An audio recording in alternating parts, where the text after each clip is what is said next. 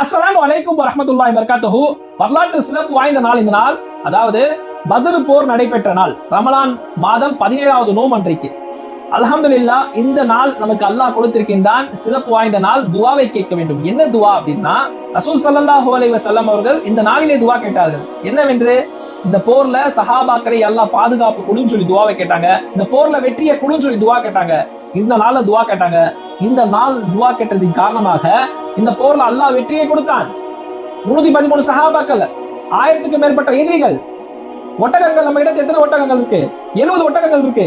எதிரிகள் இடத்துல 170 ஒட்டகங்கள் இருக்கு. அதே போன்று 2 குதிரை நம்ம இடத்தில் இருந்தது. அவர்களிடத்தில் 170 குதிரைகள் இருந்தது.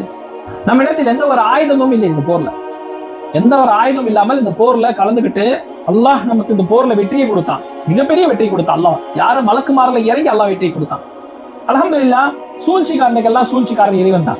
சரிங்களா? எப்படி சொல்ல வரேன்னா, இந்த போர்ல யார் யாரெல்லாம் சூழ்ச்சி பண்ணாங்க தெரியுமா? அபூ ஜஹல், உத்பா, உமையா எல்லாமே இவர் எதிரிப்படையினுடைய தலைவர்கள், குறைஷியினுடைய தலைவர்கள்.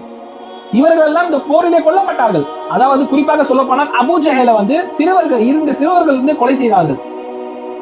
அப்படிப்பட்ட இந்த போர், இந்த வெற்றி கிடைத்த நாள் இன்றைய நாள்.